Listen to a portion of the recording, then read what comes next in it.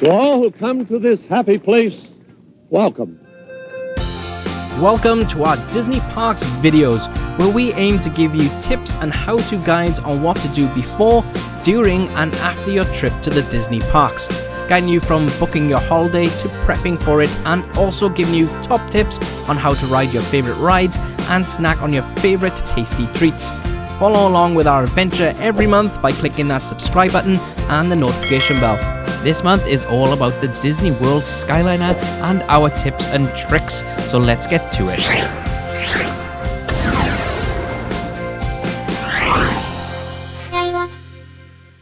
So first up, what is the Skyliner? The Disney Skyliner is the latest mode of transport to be introduced at Disney World, opening in September 2019.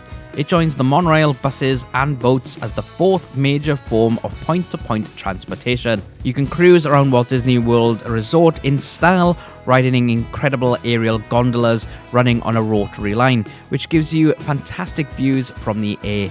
As well as the views, the Skyliner's internal speakers gives you facts about the areas you're flying over, so keep an ear out for those messages. The Skyliner is open each day 1 hour before early theme park entry begins and will close 90 minutes after Epcot or Hollywood Studio closes. On nights where either of the parks offer extended evening hours, the Skyliner will close 1 hour after these extended hours. It has 3 different lines, which are all connected by Skyliner stations, which allow you to travel from some hotel resorts to Epcot and Hollywood Studios. Let's explore those now. The Skyliner routes are so simple and easy to understand. Firstly, there's the Hourglass Lake to Caribbean Beach Hub. This line is the shortest line which connects Art of Animation and Pop Century resorts to the main Skyliner hub at the Caribbean Beach Resort. Here you get off to change at one of the other 2 lines or explore the resort itself. Next line is the Hollywood Studios line, which takes you from Caribbean Beach Hub straight to Hollywood Studios. You are dropped off just a minute or 2 walk away from the entry point to the park, which is great for getting ready for rope drop, or at the end of a long busy day, it isn't too far to crawl to on the way back to your hotel. The final line is the Epcot line, which is the longest one. It goes between Caribbean Beach Hub and Epcot, but also passes through the Riviera. However, unlike the other stations on the Skyliner, you do not need to get off at the Riviera Resort, which is nice. The line then takes you onto the International Gateway of Epcot, which is situated in the World Showcase part of the park, in between France and the UK pavilions. But what resorts are accessible by the Skyliner? We've mentioned a couple of resorts so far, but let's look in a bit more detail.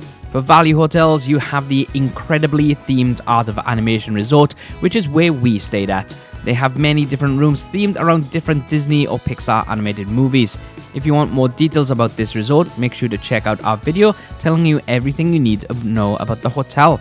Across from Art of Animation is another value hotel, which is Pop Century. These 2 hotels share the Hourglass Lake Skyliner, which is the only floating station. It is situated exactly between the 2, so it doesn't matter which resort you're in, you'll get there all the same time.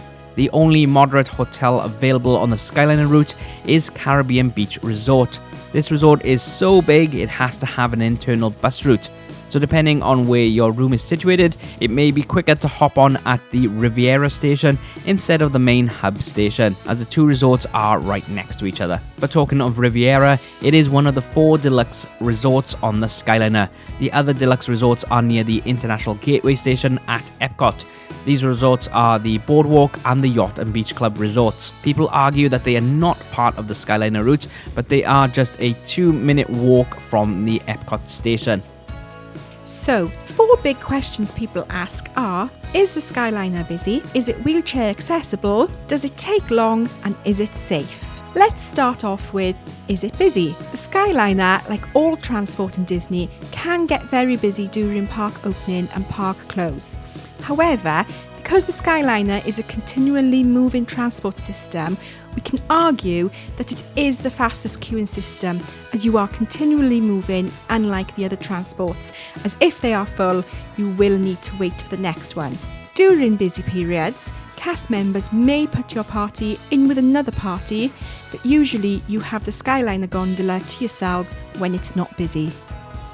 Is it wheelchair accessible? Yes, it is, and it's so easy too. They have stationary gondolas set to the rear of the station to allow wheelchairs, accessible scooters, or medical buggies to board without the Skyliner stopping.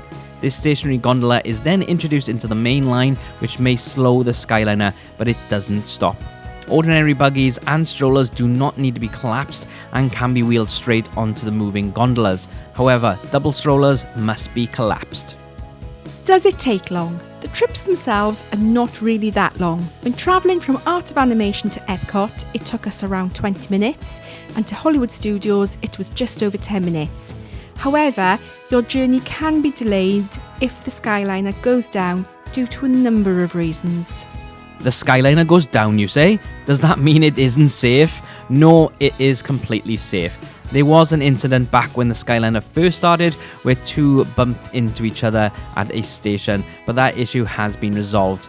The Skyliner may stop to allow a changing of a gondola if someone struggles to get on board, etc., but it is just as safe as all the other transports. So, if the Skyliner goes completely down, what happens? The Skyliner may not be running if there is scheduled maintenance, but they will post about that online, so check before you go. Also, if there is a lightning storm in the immediate area, the Skyliner won't run. Cast members at the Skyliner stations will let you know if it is not open, and there will be replacement buses at the resorts and parks to take you back and forth. Let's give you some tips and tricks that we have for using the Skyliner. Get there fairly early in the morning to beat some of the park opening crowds, or wait until about an hour after the park opens. Between park open and closes, the Skyliner is very quiet, so use these times. Try to head out to the Skyliner about 30 minutes before park close or the end of fireworks to beat those crowds. If you are there for the fireworks and nighttime shows though, consider having a wander around the shops before leaving the park and heading to the Skyliner to allow those queues to die down. Consider having a Skyliner tour when you've had a hard day on your feet in the park, but you don't want to call it quits just yet. Jump on the Skyliner and enjoy a little tour.